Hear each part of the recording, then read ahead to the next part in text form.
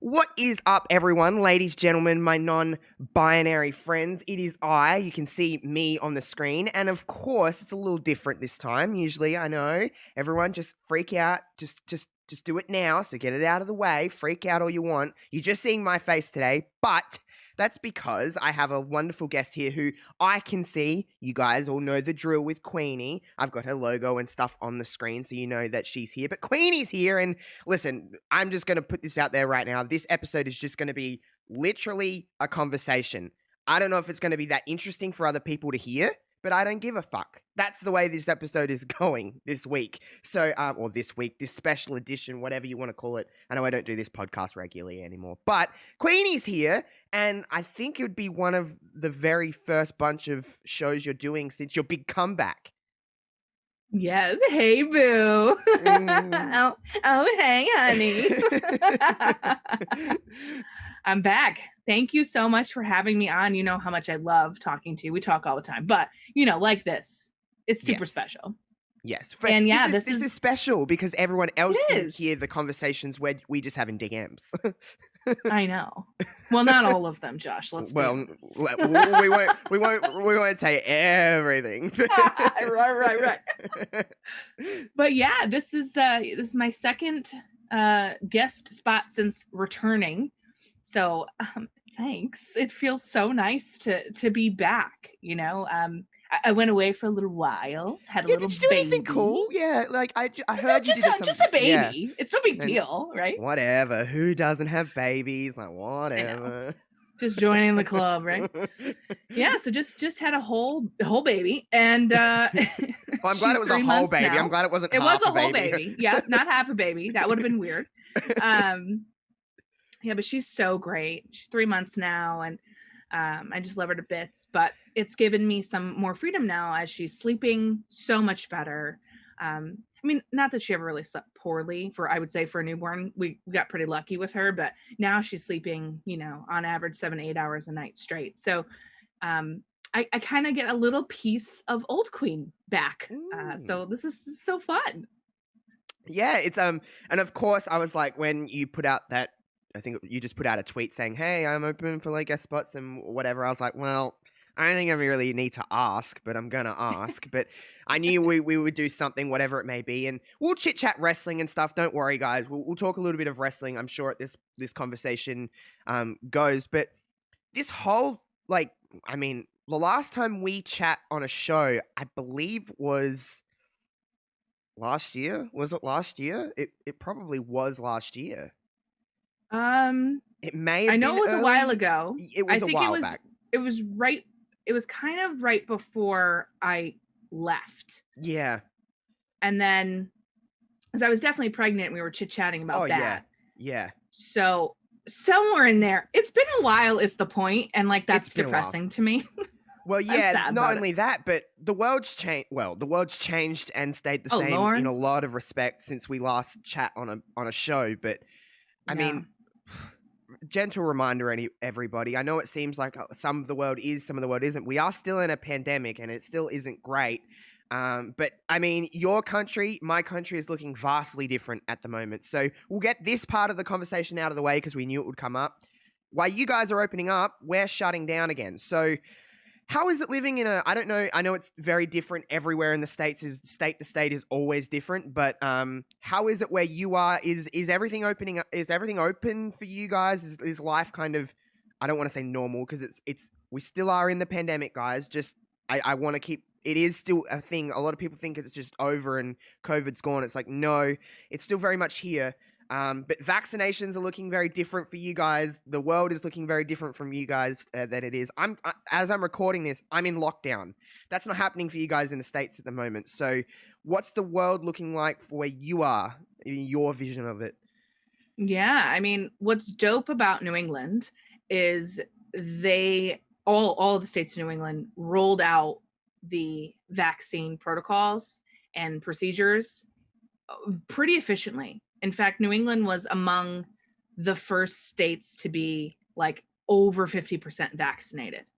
So it's in terms of everyone had their first shot, 50% of the state had the first shot. New England was among those first states. Yep. So we were really lucky in that respect. Also, where I live specifically, our numbers were really bad when it first started into basically the rest of 2020. But once we moved into 2021, things started to improve vastly, especially with the vaccine rollout. I give my state a lot of shit, but they actually did do well with it. And being in the profession that I was in, I was eligible to get the vaccine early. I just didn't because I was pregnant at the time and I wasn't quite sure if it was going to be safe enough, right? There wasn't enough research at the time. Now, you know, if I was still pregnant now, no problem. But the information came kind of too late for me to make that choice. But I did end up getting it 1 week after she was born. And then I got my second one the month later. So I was very happy that we were able to do that. Mr. Q did the same thing. My whole family's vaccinated. My brother, who lives in another state, also in New England, he was vaccinated. So for where I am, there's a lot of things that are reopening, that have been reopened for a while, though we are in this whole please don't go to public places without a mask on if you're not vaccinated. You're risking yourself, really, and you are putting people who are vaccinated at potential risk for that kind of breakthrough that they're talking about. Yeah. And you're putting children at risk because the children, well, at least where we are, right, 12 and up can get the vaccine right now. But anybody younger than that, susceptible, and that's where this Delta variant is hitting the hardest. Oh man, I'm sick of that even word. in my state, trust me, you know, Delta variant. Oh man, it's terrible. It's terrible everywhere, but especially where you are right now with your lockdown. But I just feel like, you know, there's a lot of people that still, I would say, are not open to getting the vaccine, and it's causing trouble, even in a place where our percentages are only like, you know, 2.5% people in the state have COVID. I mean, that's like not a lot. It's not a lot. So it's good in a lot of ways, but I think it's raising a lot of concerns, especially as we're thinking about, you know, the communities reopening, schools fully in the fall. There's no more remote options in most places, things like that. It's bringing up this, do we wear masks again? What should we do? In fact, the governor of several states around me today and our state talked about that as well. So that's kind of the thing right now. What do we do moving forward, especially as we are entering the fall and flu season? Yeah, well, we're in the midst of flu season right now. It's winter time for us. So, like, you've probably seen, it's pretty hard to escape what's happening in this country at the moment. You've probably seen it on your news. You've probably seen it throughout Twitter with, you know, it's bad. I'll just, for anyone that doesn't understand, I'll try and sum it up in a nice little bubble for you. So where I am, I'm in South Australia. I'm just outside of Adelaide. I became eligible to get the vaccine 3 weeks ago. I booked in. I can't get it till the end of September. That's how bad our vaccine rollout is. Anyone, it's 16 and up here for the Pfizer shot. We have the Pfizer and the Astra something, but that's better for older people. The Pfizer's better for younger people, blah, blah, blah. But I cannot, I'm an essential worker, and I just became eligible because I lived a little bit outside of Adelaide, so therefore I'm regional. Anyone inside of Adelaide that is my age cannot get the vaccine. They're not eligible at the moment, which is absolutely ridiculous. We have other states in the country that are literally spiraling out of control. Where Sydney is, New South Wales, that's the state. Hundreds of cases of this Delta variant is happening overnight. We have stupid, just BS lockdown, anti-lockdown protests with thousands and thousands of people spread to the city of Sydney, the CBD, and just it was just, there was people punching police horses. This is bad. Like this is really bad. And Queen, I preached to you. The whole of this country preached to everyone else in the world a year ago saying how well we had this under control. We were living, 100%. We were open. We were looked at as one of the best countries in the world that tackled this and said, we're going to live with this and we're going to make this our bitch, basically. And we did. And then the vaccine rollout happened and it's just been so poor. Out of the Western world, we're at the bottom of vaccine percentage of how many people in this country has, the percentage of people vaccinated. And that's not to a lot of us, it's not because we don't want to get it. It's because we just don't have the option. If I lived in the city of Adelaide right now, I literally cannot get vaccinated. And that's where an outbreak happened. I just don't understand why? I don't understand why, right? What is the reasoning? Is it law? Is it production? The government didn't start the rollout of this vaccine to anybody until the 1st of April this year because they didn't buy enough vaccines. We have 2 different types of vaccines in this country. One of them is literally people over 50 can only get it because it's causing blood clots or something in younger people. Right. The AstraZeneca, right. I always say it wrong. AstraZeneca. Yeah. That one we have, and so older people can get that. They were, of course, like your frontline workers and your high risk of older people were the first people to become eligible. And then this Pfizer one is the one that I'm able to get, but that one is we have much less quantities of that. So they're spreading it out so slowly, and it's like to Sydney, and then it's to Melbourne, and then these places that are getting hit a little harder than South Australia ever did. But it's just not going anywhere in the country. People my age in Sydney can't go and get vaccinated, and they're having 200 cases a day pop up of this Delta variant. Again, I'm not going to tell you what you should and shouldn't do, but if you are eligible to go get vaccinated, I'm just saying it from my personal perspective of watching a country spiral out of control. Just go and do it. It's just go and get vaccinated and just. We can't have sport games. We can't have anything in this country at the moment because it's just everything is shut down, and we're 19 months into a pandemic. It's insane, especially considering, like I said, just how great Australia had control of this, and we've just lost all control. And it's just, again, I'm not going to talk politically or anything like that, but this is a whole government issue. This isn't just one party. The vaccine rollout has just been really poor, especially looking at the States, which is, over half of the country is vaccinated at this stage. Yep. Last time we had a one of our, Today Show, like morning show programs, 6.5% of Australia is vaccinated. That's not good. That's not good. And I'm doing a week. I'm at the end of it. Again, South Australia has had it pretty good. We've only been in a week's lockdown. Sydney's been in lockdown for 6-7 weeks at this stage. They're probably going to go into September before they're out of lockdown.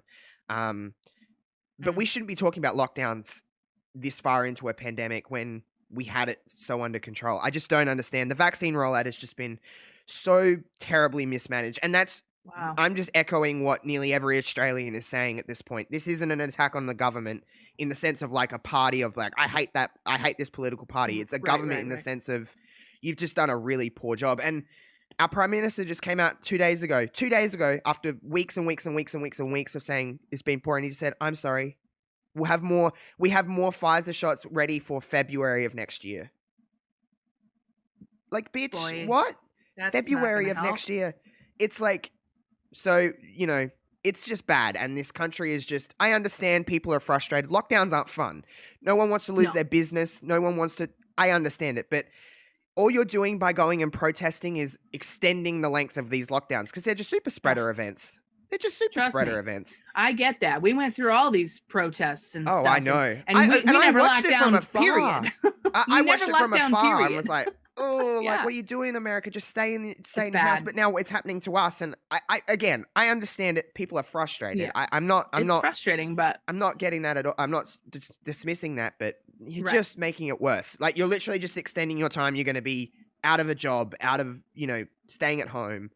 It's not fun, but again, it's just been really mismanaged, as you can hear with just the way I'm talking about it. It's just not. I know. I feel so bad. I see the stuff on the news all the time, and I see what you're tweeting, and it's heartbreaking. I don't understand why. And I know your country's not the only one that's having such piss poor vaccine rollouts, and even getting them is a struggle. And I just don't quite get what the reasoning behind it is.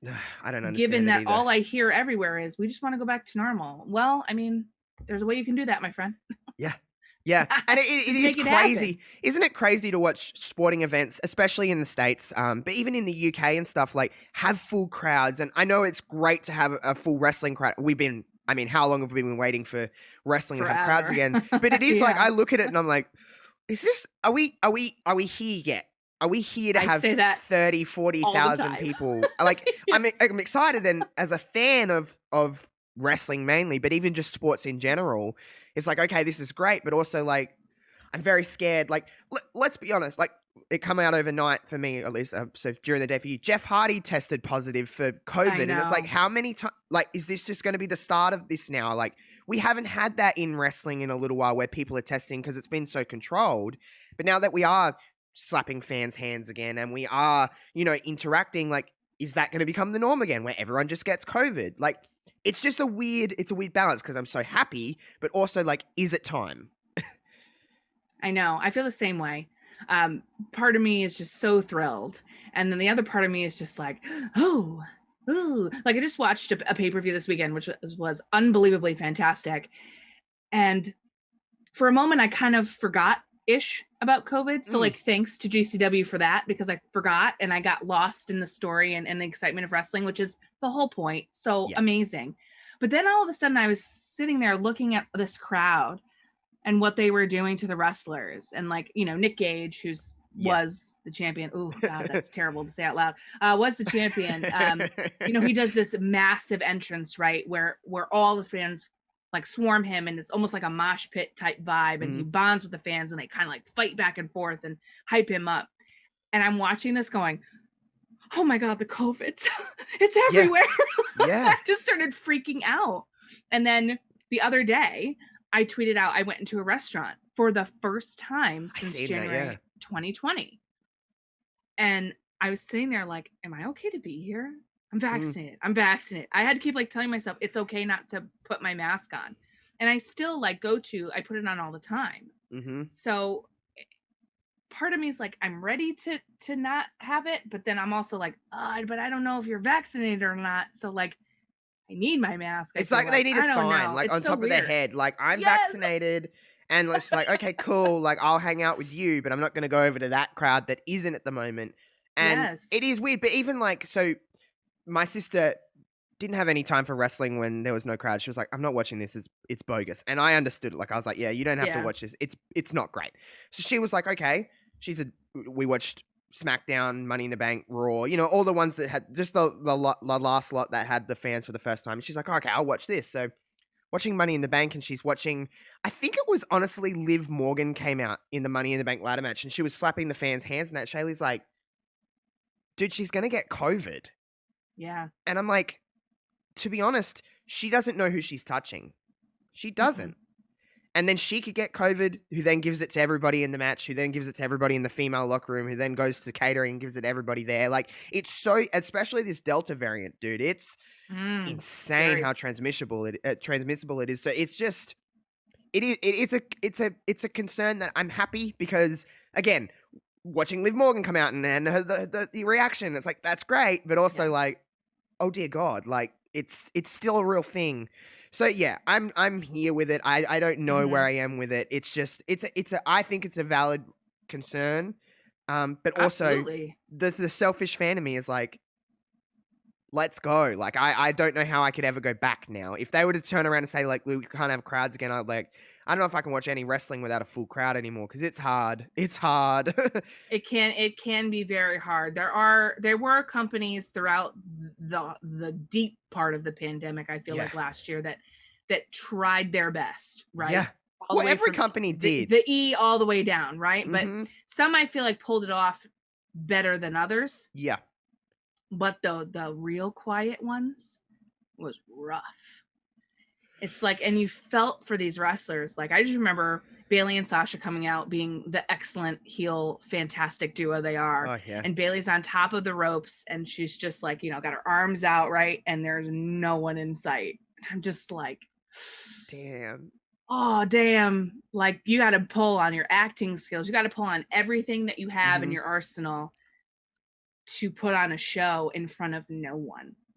Like, I just couldn't imagine, like, being in theater, like, being in theater. Can you imagine you performing to 0 people except for a camera? Like, how hard that is when you feed off of the energy? It's so weird. I just again, you're right. A lot, like, people shit on, like, how AEW did it, or how NXT did it, or how WWE did it. Listen, I'm not shitting on them specifically. It's just what I prefer as a fan. But like people were like, I hated the Thunderdome. It's like, well, what were they meant to do? Like they did their best. They thought that was the best option for what they could do. And granted, at the start when the Thunderdome first came around, I was like, hell yeah, this is great because it wasn't just in the PC with nothing. I was like, yeah, this will work for a little while. But by the end, I was like, I'm struggling to get through shows because there's just no crowd reaction. And even just watching Dynamite, like the first one it had with fans, and then watching SmackDown, those couple of first shows back with fans, I was like, oh, this is just like hearing the reactions and hearing,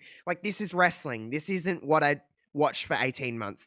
That wasn't wrestling in a sense. Like, they're part of the match. They're a part of the crowd is a part of everything. Wrestling really thrives off that. Yes, some sports can go without crowds and you're still watching the sport, but wrestling isn't a sport. I hate to burst people's bubbles, but it isn't really a full sport. It's got showmanship and it's got elements of theater in it, and you need that participation from the audience to kind of keep it moving. But again, not crapping on anyone. Everyone tried their best to do what they could, what were you meant to do in a time where you weren't really... I'm just grateful wrestling was still on, because they could have easily been like, we need to stop, and this isn't going on. Everything else stopped. I don't know why.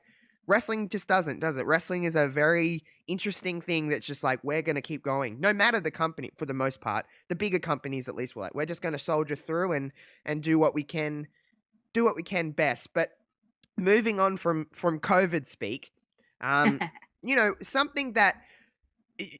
Listen, let's talk Twitter for a minute, because it can be a little bit of a bitch sometimes. And I wanted to bring this up with you because I feel like we're people that, we're human beings. Sometimes Twitter can get a little much and we need to take a little bit of a step back. But social media in general, I feel like we're people that kind of we're pretty good at just being like, let's just move it past the BS and just have a good time. And we're always just kind of tweeting and stuff like that.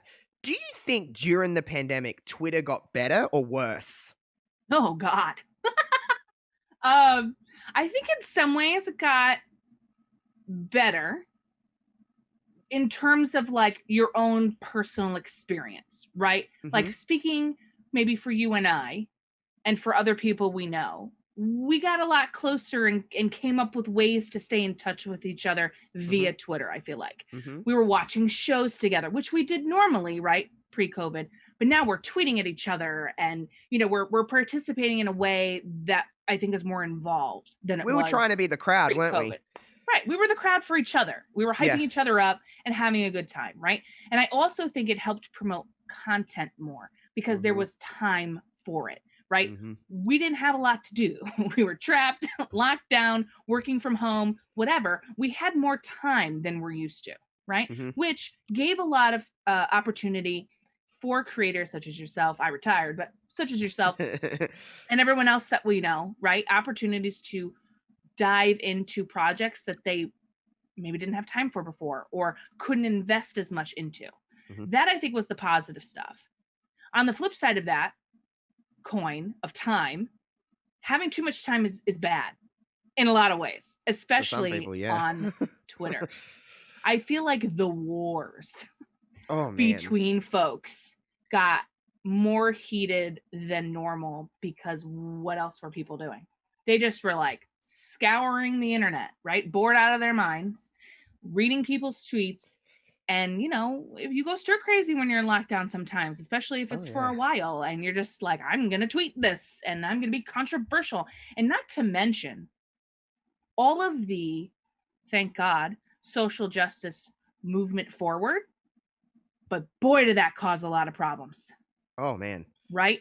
Oh, man. Saying things like Black Lives Matter during all the tragedies of George Floyd and all of the Black Lives Matter protests in March and things like that really fueled a lot of hatred, and people came out the woodwork.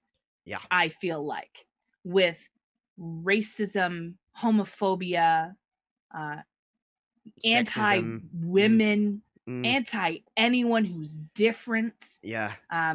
Very transphobic. All of that really kind of reared its head in the worst way, I feel like, during the pandemic, and even still now in a lot, but it's a little bit. Oh yeah, I'd say a little better, right? But it's always still there.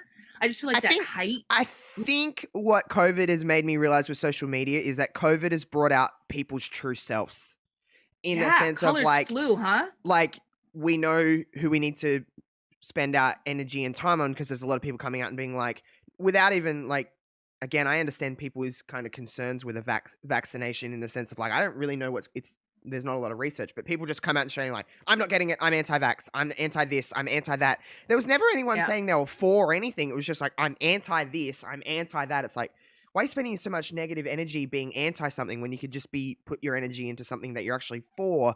I just don't understand. But I feel like that in a sense has been obviously not a good thing to have people being all these things, but like it shows us to go, okay, I'm not going to waste my time. The mute button, what a fantastic feature. I love it so much better than the block button because they're just spilling their shit into an endless void thinking they're talking to me. And it's like, buddy, I can't see what you're saying. I have you muted. I know. So it's a great thank you, Twitter. Don't take that one away. You take away a lot from us. But segueing off of that, something happened over the last 48 hours on Twitter. And wrestling Twitter come after this man for talking about Eddie Guerrero. I saw that. Without shitting on this dude, I guess he's entitled to his opinion. But let's talk about Eddie. Because man, oh man, Eddie Guerrero, regardless of whether when he passed away, but regardless of if he stayed alive, one of the greatest of all time. Yeah, no? Easily. Easily. Without a question. Man, oh man. Without question, Josh. Like, going back in, I'm sure, whether it's WCW stuff, whether it's his stuff in WWE, his kind of rise to the world title in 2004, like, holy crap, was Eddie Guerrero just the man? He was just great. Seriously. It's a shame how soon we lost him because the years after, I know he had a lot of issues and stuff obviously going on. I think a lot was covered in like the Dark Side of the Ring on Chris Benoit. I think like with Benoit and him and and I think events happened due to Eddie's death with Benoit and just moving on from all of that. But just I think there was a lot going on with Eddie that even we don't even know about. I don't even think Vicky knew about. I don't even think his children knew about. But man, oh man, what a crazy thing to think about. To think if he didn't pass when he did, because he would be looked at. I mean, he's a first ballot Hall of Famer as it is anyway, even when he died. But man, oh man, he could have, probably had a good 5 years left in him before, even longer, really. Eddie was a beast. Some of the stuff he could have done in those latter part of 2005 through 2010, 11, 12. Oh man, that would have been fun. It would have been really fun. And I think, especially in the era in which Eddie was in, it's hard to make stars like that now. Oh man, he just had it. We talk about that all the time, right? They have it. He had it, honey. The charisma alone, the way he carried himself, no matter what it was he was doing, whether it was absolutely ridiculous or really spot on wrestling type stuff, it was so good. He could make you like the stupidest shit. Oh, literally. That is so special. It is so, it's one of the things I appreciate about good acting, right? Yeah. No matter the script, if you're a good actor, you can make it work. Yes. Right? You can make that gold in some way. It's a lot of what I know people kind of feel some type of way about Chris Jericho, but it's a lot of what Chris Jericho has as well. It's the ability to turn something into something everybody talks about, whether Edge that's is really good or good bad. At it. Edge is a great example. Right? Edge is good at it as well. Yeah. They have that thing. Eddie had that thing. And to this day, Latino heat and hearing that if you ain't cheating, you ain't trying. And like the car, I cannot. The lowrider. The lowrider, honey. It's so good. And I was so, I mean, people have their own opinions, so like whatever, but the controversy that he caused left and right, people like huge Twitter accounts are like, Eddie appreciation post. I'm just gonna put this right Mick here, Foley and then I'm gonna tweeted walk about away. it for fuck's sake. Like, holy shit, this man. I don't know if he realized what mayhem. he was even saying. Like he just, no. And I don't even if he even meant it. Like I think, well, there was a sense of it, obviously talking about his death, that he knew what he was saying, but I don't think he realized the magnitude of. I've never seen wrestling Twitter agree on something. So we never agree. We hate everything and we hate everybody. But for some reason, Eddie Guerrero is like, nope, we don't care what you are. We're going in the middle here and we're going to attack. I know. And you know what's crazy, too, in these last 48 to 72 hours, we've had that happen. And then you have Zack Ryder. Yeah, Matt Cardona Ryder. win a fucking death match in GCW with the King Nick Gage. Excuse me? And then you had everyone's opinion. Like, I know, it's a lot, but I know. But listen, I'll say a couple things about that. Firstly, if you had said to us 3 years ago, let's say, even a year Zack ago, Ryder's going to go to GCW and fight Nick Gage with panes of glass and fucking needles and skewers and, you know, light tubes and shit and get his face carved, you would have said, absolutely not. No way. Right? So there's that one. That's the first thing. Second thing I'm going to say about that, it's fantastic booking. It's fantastic booking. Whether you like the guy or you hate the guy, it's fantastic booking. His name is everywhere. People are in uproar, including myself, because, excuse me, it's the King, Nick Gage. But, like, also, low-key, respect for Matt Cardona. He took a fucking beating, let me tell you. His shirt was white. When he started, it was blood red, top to bottom. I seen those bed sheets that Chelsea put up. It was not good. He went in. No one can say he didn't commit. He committed. It's great for indie wrestling. Because people were like, I know who Zack Ryder is, who've never seen GCW before. They're like, what the fuck is he doing? I don't right? watch and you that. don't watch that. And it's just like, it has all of that. And then when it comes to the ending, right? I know everyone's like, it's Hogan. It's the NWO. It's that moment where he betrayed everything, right? And joined the bad guys. And he's Hogan. You can't do that, right? And I hate Hogan, but that's the time period, sister. Right? But in general, right? That's the type of heat. Everything he got so much stuff thrown at him, right? And I hear a lot of people saying, you know, like it's unsafe and it's scary. And 100% I agree. No one should be throwing glass. No one should be throwing full cans of beer. Absolutely not. That's dangerous. Plastic cups. Oh, like, okay, I get it. It creates heat. People are into that. I loved it. I thought it was funny. He took it. He understood what was going to happen. The people were going to riot.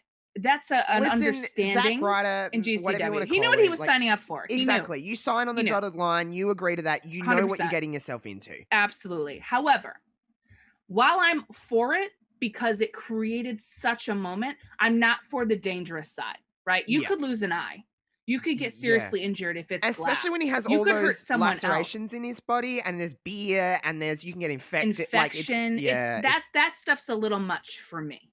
Yeah. Right. Personally, like just because I'm like, well, first of all, I'm a mom now, but I was a mom before I had a child. That's just my personality. So the mom in me was like, oh my God, get this man a shower, like get him some antibiotics, like, you know. And then the other thing too is like, people are intoxicated. They are pushing each other. Like you could have hit someone else and not him because they were chucking it. What if it hit the guy in the front row and you injured them, right? So I think it's a little bit of combo. And I know like a lot of people would be like, "Oh, Queen, it's heel heat and blah blah blah." Yeah, I get it. But it was a great visual. But I think what you're almost saying is like throw a piece of paper at him. Yeah, throw a piece of paper at him. Throw plastic cup. Throw an empty bottle that's not glass. Yeah. Right. That's where I draw the line. If it's dangerous, then I'm like, nah, see, that's not right. There's a difference between two death match wrestlers who are also, by the way, trained in professional wrestling in general. But also Nick Gage has been doing this for a very long time. He knows what he's doing. Yeah. So do like Alex Colon and Drew Parker and people like that who that's what they do. They do death matches. So they're very well trained in how dangerous this actually can be, right? So when you enter a match like that, you know you're going through glass, light tubes, chairs, all of that stuff. but that doesn't mean that they signed up to have things chucked at their face, you know? By people that aren't trained. Exactly correct. That's my point. It's weird. I watched just that match. You know me, Queen. I'm not a deathmatch guy. And listen, I understand there's opinions on that kind of stuff. I'm not against it in the sense of like I think it's stupid. It's just not my cup of tea. It's not what I like. There's a certain level that I like, and I'm just like, this is a little much for me. But there's still an enjoyment factor I get from it. Even just watching that, there were still spots I went like, oh no, I don't want to look at that just because it's a little much. But like. I can understand why you sit there and go, fuck yeah, like this is awesome. Like I get it. But yeah, it is bringing in other people. I'm just going to call a spade of how I am. I wouldn't give that show any of my attention if he wasn't on it. I know. I got you 100%. I just wouldn't. So it was cool. It was insane. And yeah, I like mentioning the Chelsea Green's picture of the bed sheets the next morning being like, well, this is life, I guess, right now. And, pretty good for him though. I'm really just happy for Matt to be doing something that's stimulating him. And obviously he's generating a little bit of buzz for himself, and good on him. That's what I say. And now that's going to be interesting to see where they go from that. Cause yes, man, you got to capitalize on that kind of stuff. So good for them, getting a bit of buzz for them as well, because there's certainly a market there for it. I think now more than ever. I think now more than ever. Right. So I'm happy for it. I think you're right. Yeah, I am too. It's gonna be wrestling is just kind of on a lot of fronts is just kind of booming. We got. Yeah. I know a lot of people don't like. I know WWE released a lot of talent. I didn't like it, but however, it does create a boom in the sense of like there's talent popping up everywhere, and even coming back to WWE. If WWE is just your bread and butter, there's people still popping back in. Samoa Joe obviously is in NXT, who's wrestling. Oh my fucking god! I won't talk too many NXT spoilers, but. Obviously, that's where the story is going. Samoa Joe is wrestling again and against. Let's mention Karrion Kross, hey? Let's just dive into that little area right now because we had a little bit of a DM session, and hey, it's been a week. We're recording this just before Raw. Obviously, that story has to not really continue at the moment because Jeff Hardy has tested positive for COVID, like we mentioned before. But we had some opinions on it. We've had a little bit of time to breathe. It was interesting. Karrion Kross, of course, made his Monday Night Raw debut, the biggest stage you can possibly go on in the wrestling world. Monday Night Raw, you had this opportunity to fight a future Hall of Famer, one of, if not one of the greatest tag teams in the history of wrestling, the Hardy Boys. Arguably, would you say this? Jeff Hardy, one of the most over superstars of all time? Probably. One of the most popular. There's not a lot of people that hate Jeff Hardy. You're a pretty sick son of a bitch if you hate Jeff Hardy. But that, man, going a little off topic, but Jeff Hardy, 2008 to 2010, nobody could touch him. Nobody could touch Jeff Hardy. And he definitely wasn't the greatest wrestler in the world, but he was certainly probably the most popular. My lordy, was that man. So, look at that on paper. Karrion Kross's first match on Monday Night Raw, Jeff Hardy. Man, you're signing up for success. The match happened. Didn't go for very long. Third hour of Raw. You know how the third hour of Raw can get people. It can get a little convoluted. Jeff Hardy wins via cheating. There was shit. It wasn't like he won clean, but I have some opinions on it. I understand in the sense of like, okay, you're trying to create a story here, whatever. If they think that's a good story, good for them. They want to try and create some buzz here, get a little investment in Kross. Before we talk about the actual victory of Jeff Hardy and the actual match itself, let's talk about his entrance. Man, it's like all those promos that happened against Karrion in NXT were correct. Without the smoke, without the glam, without the girl, without Scarlett. He's just a bald man in tights, isn't he? And I will say this. Me and Queen are pretty the same on Karrion, give or take. I don't love Karrion Kross. I don't hate him. I think he fits his role well, but he's not really a character for me, per se. So this isn't even coming across as a bias thing because, to be completely honest, I give two shits about what Karrion does. Well, like, what is his character though? He's just a man that hits people, and it's boring. Yeah, he's got this dope girl who makes this entrance. It's so good. Oh, it's so good. And she is just, you can't take your eyes off of her when you watch her. She's so engaging. For many reasons, yeah. Well, yeah, for many reasons, but she's engaging as a character. As a talent. She has depth and as talent. She's great in the ring too, by the way. People just don't know that because if they've never watched her on the indies, they wouldn't know. And I miss Killer Cross, right? Indie Killer Cross was better to me than this version. Though I will say it's very similar to what you're getting right now, just a little more edgy. I want to like him. They're not helping me like him on NXT or elsewhere when they're trying to debut on Raw, which that's a whole other conversation. But they need to go darker with what he's doing. And by the way, darker doesn't mean you have to say fuck every 5 minutes. No. There's elements of PG. People think PG is bad, but you can get into the darkness. I need a little horror. I need a little horror from him. That's what I need. More animated. Yes. He needs a something to pep up his personality because it's very bland right now. And my problem with this whole thing is not that Jeff Hardy won. Jeff Hardy should win upon his return, especially in the way in which he returned. 100% you should win. However, why wasn't he facing someone like Cedric Alexander? Have him come out. We haven't seen him in a long time. Bring him back. Give him something to do. Let him wrestle Jeff Hardy. Why are we putting, I don't care that it's Karrion Kross, why are we putting the NXT champion in a position on Raw to be beaten in such a short period of time after your takeover event where he annihilated the entire top tier NXT men's roster? Well, for the last 16 months, like he's been. I can't. Triple H has booked him. Well, not Triple H. Whoever is booking NXT, we'll just say Triple H for what we think. We don't know, but Triple H has protected this man in a sense of like, you're not going to be beat. You're going to look like a killer. You're going to look like someone. And again, he went on an injury, Josh. He went out on injury, lost the championship, came back and won it immediately upon his return.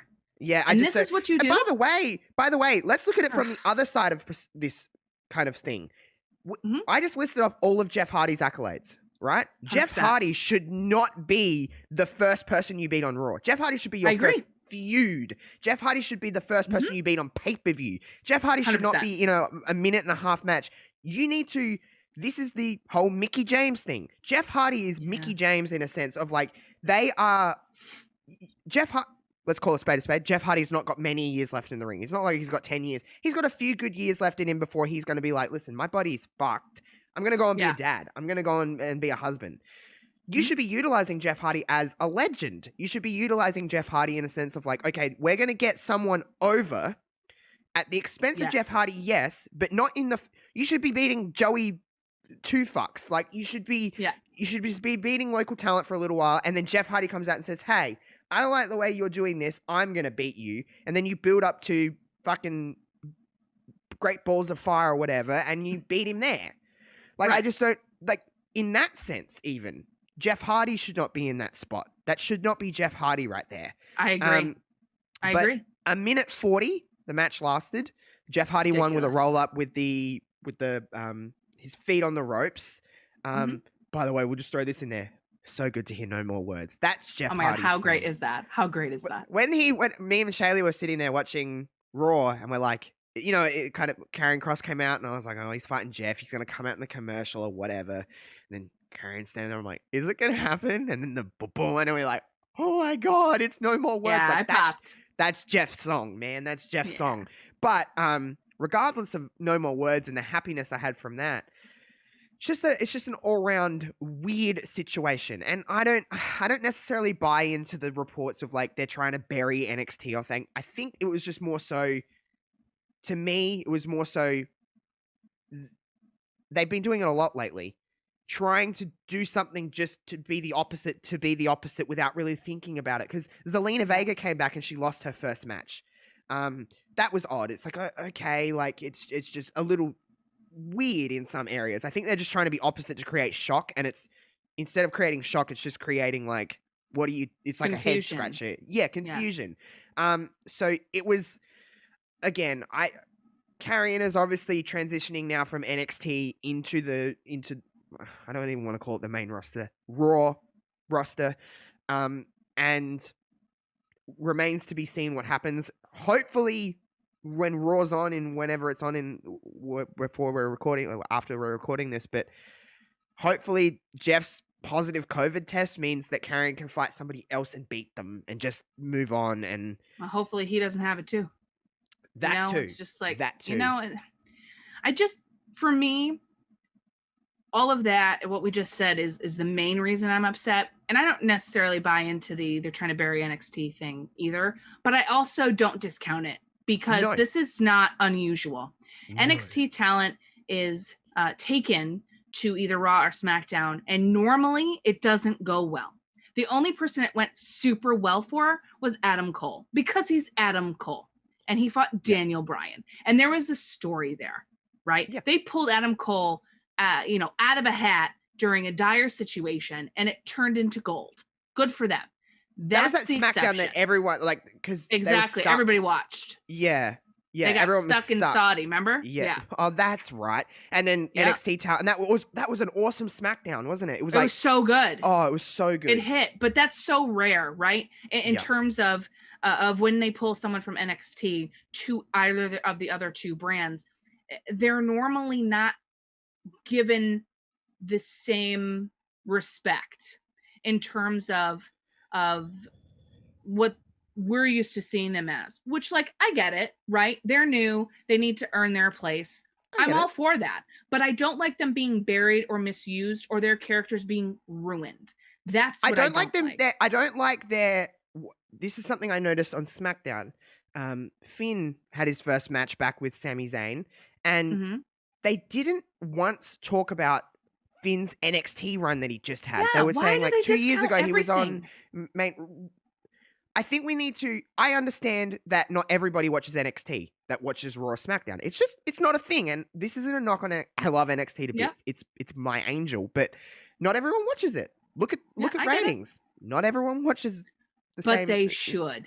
They should, because it's great. We should be at least crediting the part of the audience that says, "Hey, he was on NXT." All you have to say on commentary is, it literally takes 10 seconds. Say, Finn Balor was on NXT for the last 16 months or whatever it was. He was the NXT champion. He did great things. Now he's on SmackDown.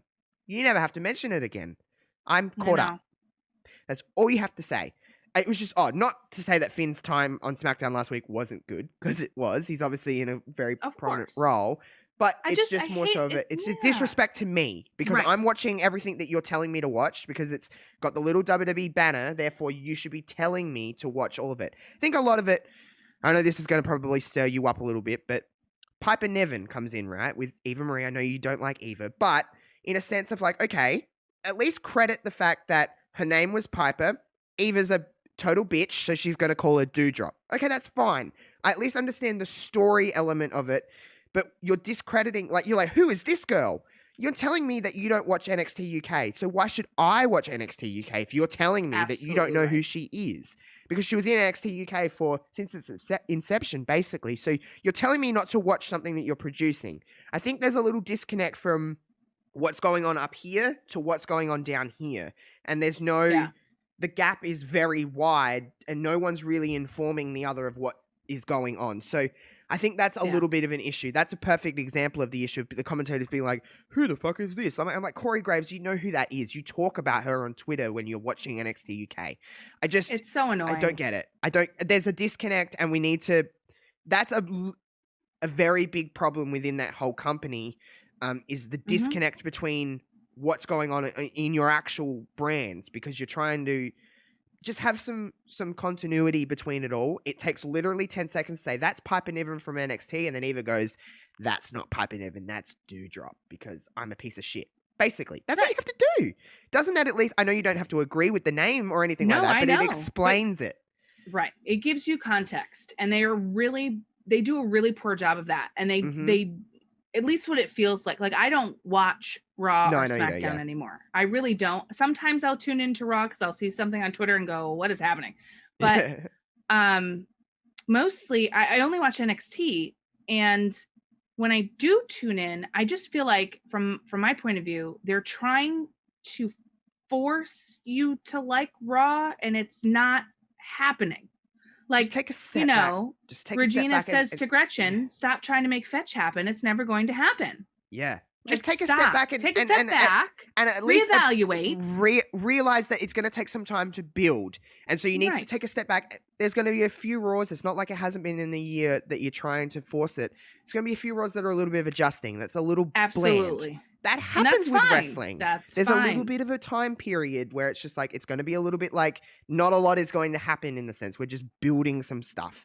And just, if that means reintroducing some characters, that means reintroducing some characters. If that means taking some people away, giving them a little bit of time to breathe and then bringing them back into the fold, that's what you need to do. But you need to start, listen, I know it comes across as how I am. I'm a WWE mark. I understand it. I love WWE. I want it to be the most fantastic thing in the world. But I'm realizing it, and I'm biased towards WWE a lot. So there's a reason I love NXT so much is because I feel like it flows very nicely. And you don't see everyone every week. It gives. I don't see Saray every week. I don't see her every week, and that's okay because it gives her a chance to breathe.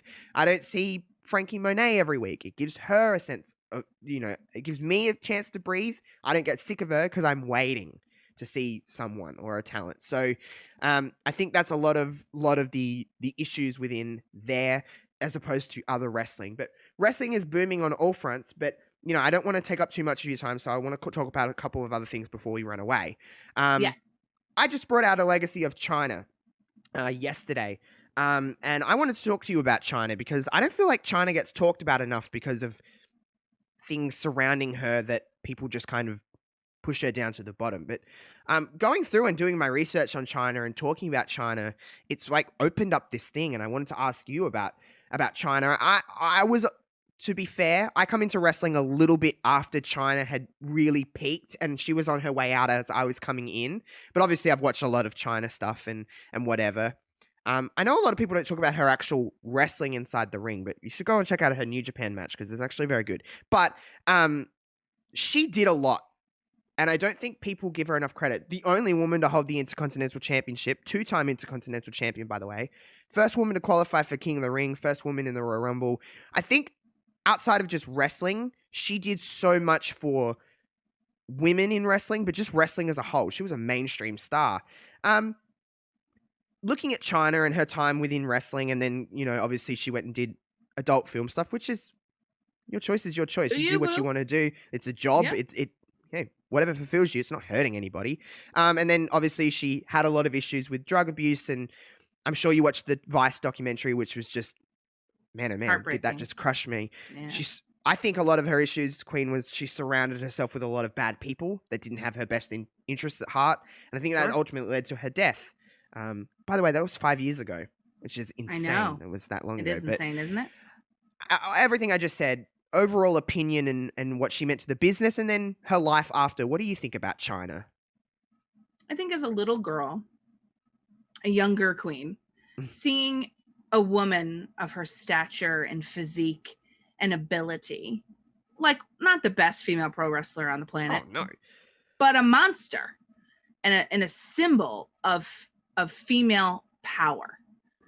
The first to do so many things in a time where the rest, well, I won't say the whole rest, but most of the rest of the women's roster was treated in a very different way. They were there for boobs and butt. They were 100%.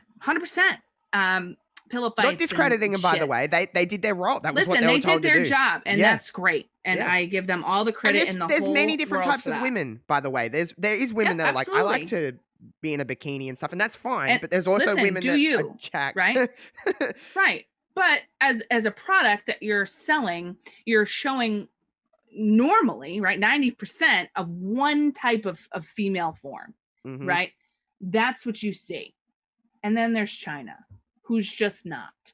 and she got to roll with DX. And like, how fucking cool is that? Yep. And, you know, as the little inner rocker chick that I am, I wanted to roll with DX. So like seeing Chyna getting to do that and like being such a part of that and then winning the Intercontinental Championship, like that's just things that didn't happen.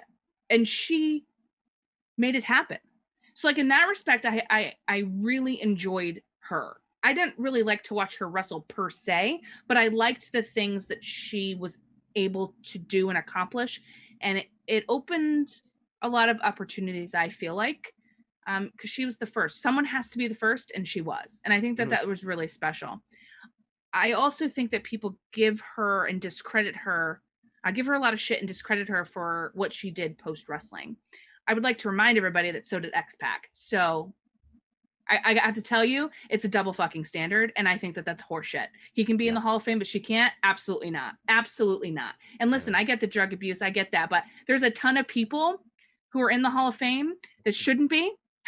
Okay, do far number worse one, than porn, and do far worse things than porn, and just and that's what bothers me the most about her, and like where I want to stick up for her is because she's a woman, it's different. And I genuinely, and by the way, to my core, just feel putting that. it out there, porn is legal. It's a legal job, 100%. and a lot of all of us consume it at some point in our lives. So, it's a normal thing. It's not like she's doing anything wrong.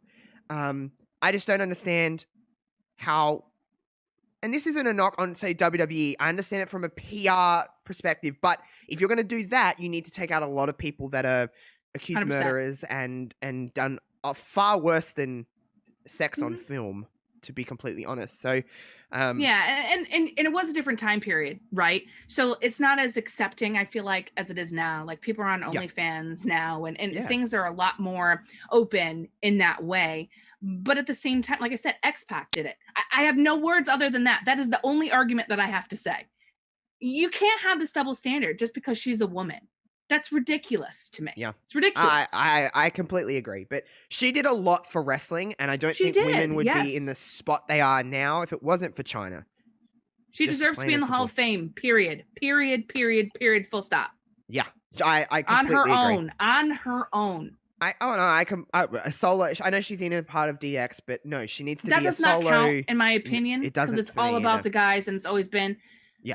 I just feel like she deserves so much more than she's getting, and I understand she went through a lot, and she did surround herself with bad people, and there is substance abuse, but there's a lot of people who are in the Hall of Fame who are current superstars that struggle with the same things throughout all of wrestling that have the same issues, if not far worse. Far worse than Chyna. And I understand, like, well, briefly, I know you said you obviously watched the Vice documentary as well. Man, she was, you could see it in her face that she was almost, I don't mean this in a disrespectful way, that she was dying. Her soul was almost, those last couple of days they showed of her soul was out of her body.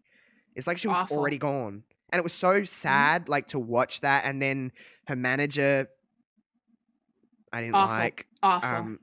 And just the way he discredited her death, and wanted to film it, and that's disrespectful, really. No, and then the people, her camera crew and everything that was kind of following her, I don't think she was ready to be in that spot. I think if she stayed in Japan, I think she would still be alive, to be completely honest. She seemed to be living a life in Japan, but obviously green cards and whatever else was happening, visas and stuff. It's just really, it's really sad. But that Vice documentary was a lot to take in. It was a lot in an hour and a half. I was like, whoa, this is insane that this is happening. But, you know, life, you can't change what's happened to her. But again, Hall of Fame should be number one. She should be in it. And yeah, it made me think about Chyna a lot in this last week making that. And I was like, man, oh man, she's done so much for the business that people don't talk about. People just don't, because it gets so buried underneath everything. It's not like she's completely wiped out from the history. She's not. No. It's just not brought to the surface like everyone else seems to be. So, yeah, it's very interesting career and just her life in general. I just find it very fascinating. But speaking of legacy of, I wanted to spring this on you because I'm spontaneous. I'm doing this new little thing with Legacy of. A lot of people want to see certain people that I cover on this show, on that show every single Monday on Love Wrestling, by the way. I'll leave a link in the description. I'm going to give you a few days to think about it, but you're going to get to pick next week's episode. No way. You're going to get to pick next week's episode. I'll give you the details post-chat of what you need to do, but you have a few days to think about it, and you'll be able to tweet it out, and then I'll make it over the weekend. But I know that you always comment on there. There's certain people that I'm going to ask over the next couple of weeks to be like, hey, as long as I haven't covered the lady, good to go. So I'll leave I'll give that ball to you, and you can run with it, but I'll talk to you after about what you need to do to announce it. But yeah, I thought, hey, we got the opportunity, so if everyone can kind of just chill on it for a few days before Queen announces it. But Queen's going to get to pick the next Legacy of, which is doing, by the way, everyone, I can't thank people enough, buddy, with that kind of stuff. It's real fun to make, and people like it, so that's cool, which is just it is really great. Cool. Yeah, I love doing listened to every single one except for Chyna, so I have to catch up. But well, now you've got you're doing reason. Great stuff. We talked about Chyna. Now you're in Chyna mode. You can just go and I know. I'll flip it up. But by the way, also I should put out Legacy of is coming to podcast platforms as well. Spencer's getting that all sorted out, so you'll be able to listen to it on podcast form on your podcast platform of choice. But of course, it will still be on YouTube. It'll be released first on YouTube, and then a couple days later, it will be on podcast platforms starting next week. So we'll get that all sorted out for you guys. Just stay posted to my Twitter. One more thing I want to talk about before we run away. Queen's coming back to podcasting. She's going to be doing her show. I'm sure you're going to be guesting on a lot of people's shows over the next week or two. I'm sure people have asked you. But, whew, man, oh man, isn't it cool that we are, so at the time of recording, I mean, I know I'm in the future, but it's the 27th of July today. We're in July. We're nearly in August. We're coming up to, it's going to be Christmas before we know it. We're living still in a pandemic where we're getting vaccinated. We're doing all of these things. Doesn't life just look vastly different from this time last year, or even this time 2 years ago? Really, life is a crazy, crazy, crazy thing, and truly, you never know what's going to happen. What's on the horizon for you, Queen? I know you said on Twitter you're back at work, so that's crazy. It's just, man, oh man, just a lot of things is going on. What's on the horizon for you? Yeah, so I'm almost back at work. I'm starting to kind of make my way back, so to speak. And it'll be full blown in August. Right. But so that's happening. So I have to leave my daughter, which blows. But I've been very lucky to have all the time that I've had with her, so it's all good from that respect. So I'm gonna be doing that.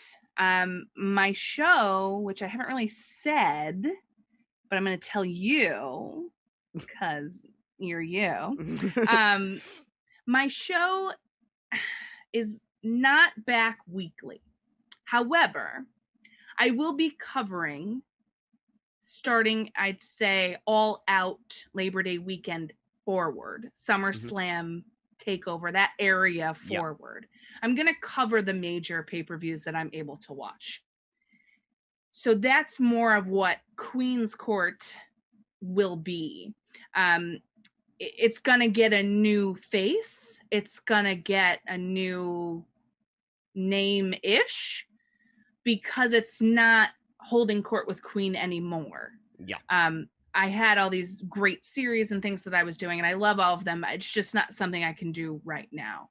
So I'm going to focus more on covering the shows because I feel like that's really what I want to do. I'm, as you know, a live tweeter, and I love to talk about it. And if a show really strikes me and I take the time to watch it, I want to share. So I'll do the major ones. Everybody knows that I watch NXT. But I do watch WWE's major pay-per-views. Yeah. So I know we tweet about it. We tweet together. Tweets. It's my favorite. Yes. So I will be doing that, which is fantastic. But what is coming is the Queen and Pop Experience is making a return. My buddy Pops, we've missed sitting down and watching wrestling together, and I've missed showing him things he's never seen before, and vice versa. So that is making its return in the next couple of weeks. So that's what's on the horizon for podcasting. I've been super lucky to be, of course, with you now, and with All Elite Pod with Tiffany and Kyle, and upcoming I get to be with Bob Culture Podcast, which is really exciting. So that's pretty much what I'm doing. Damn. I mean, to know that you're back in the space, even if it's not, every single week or it's not every single day. Yeah. It's you're still back in the space, and I'm glad I knew you'd pop back in. I knew it was still within you. But it's just cool to see you back and to see everyone wanting to, have you on their show or whatever it may be. So it is nice. And I feel exciting. Really blessed for that. And also, I wasn't sure if I was going to come back or how it was going to be, but I feel really strongly. And the reason I started my show was to have more of a female voice in this wrestling podcasting world. And I feel like I need to bring that back for myself, and to share that with other people. It's just dwindling again. I feel like the ladies aren't as many. There's a lot more dudes than the straight white male is definitely, which is great. Don't get me wrong. Dominating the field. No, I know they are, but what I mean. they're once you see, there's a lot of the same. And I say this all the time, even with this prediction shows I do with Mags. There's people that do them way better. But I always rely on personality to get me what I need to be. There's people that do these shows way better. There's people that do everything way better than I do in a sense. But I just rely on myself. And I think that's what you do a lot of the time as well. It's like the context is what it is, but it's you being yourself and we're very animated people as it is. Oh, yeah. So you can see I talk with my hands a lot, and I am over the top. But that's what has got me so far, so that's how I kind of rely on things. It's why I stopped podcasting in a sense as well. It's just because there was just so many people doing it that I was just like, this space is just not fulfilling me in a sense. Yeah. I do little special find your own lane, Exactly. And by the way, anyone that's listening to this that thinks that just because they do one wrestling show means they can only cover wrestling, tell that person to suck an egg, because you can do whatever you want. Yes. I do whatever I want. I don't always talk about wrestling. Wrestling gets boring if you talk about it all the time. It does. Yes. If you just constantly talk about wrestling, it's why I do. This is the only podcast I do, is because we don't have to talk about. We talk about wrestling. We love wrestling, but we can talk about other things, and I think we're more than just that. Yes. Yeah. Yes. We're more than that. So, whatever it is that you want to do, I can speak for Queen on this. Do it. Just try it. I have thrown so many things at the wall that don't work, but you don't know until you try. You really don't know until you try. So just do it. Listen. I'm a little gay man from Australia. I'm in a little town outside of Adelaide. No one knows where fucking Timbuktu, Adelaide is. Like, no one cares. But it's just, I'm just doing what I want to do. Queen's doing what she wants to do. There's a lot of people in our little bubble.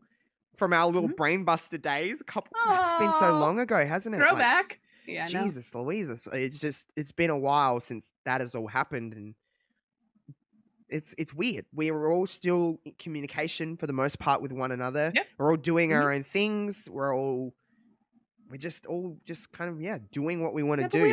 We got love though, don't we? We got love. Oh yeah. Not saying that. I'm just saying that's the best part.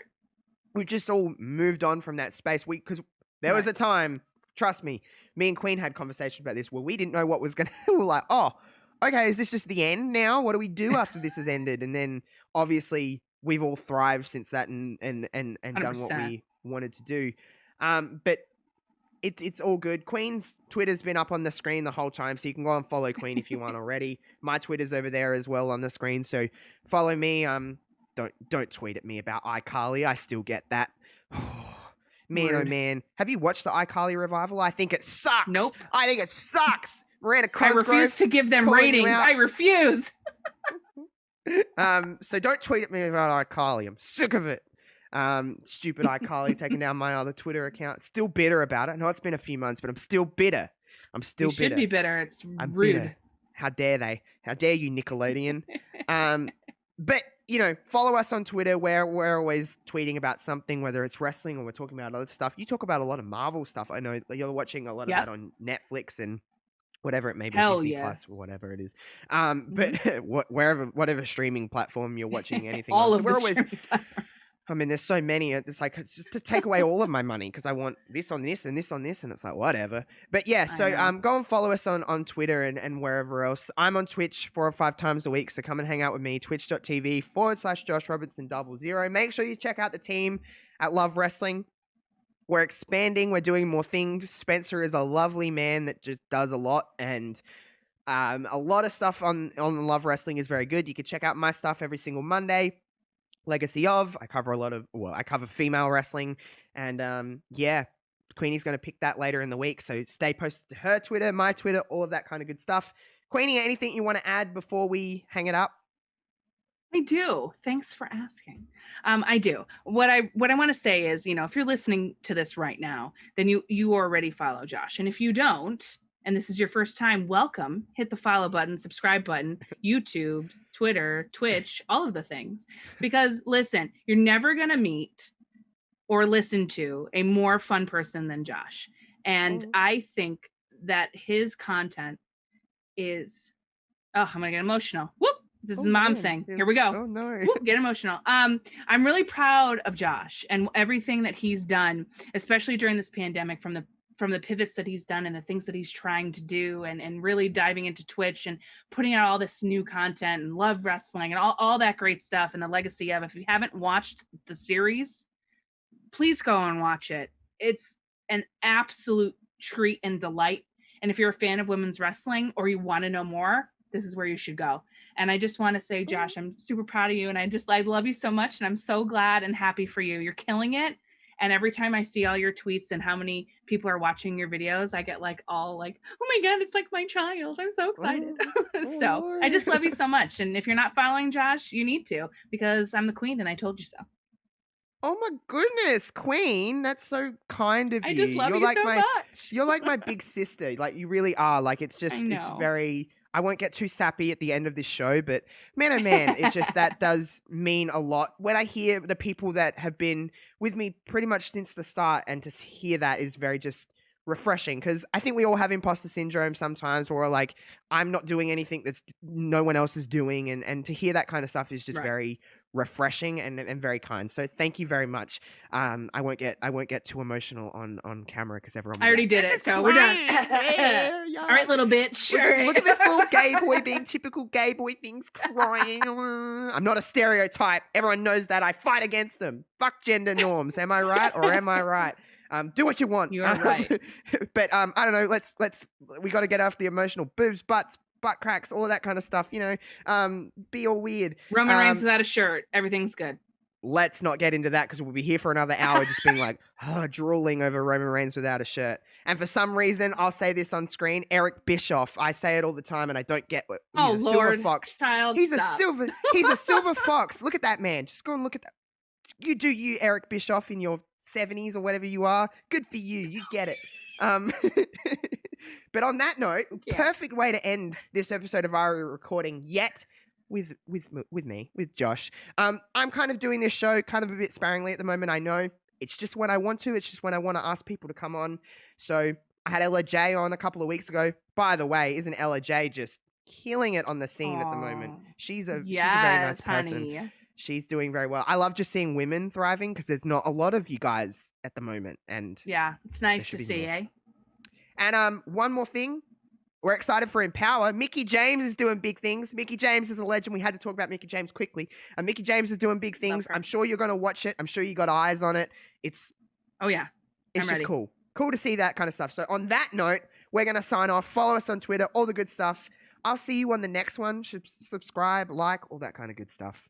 You'll see us on Twitter. All right. Peace out, everyone.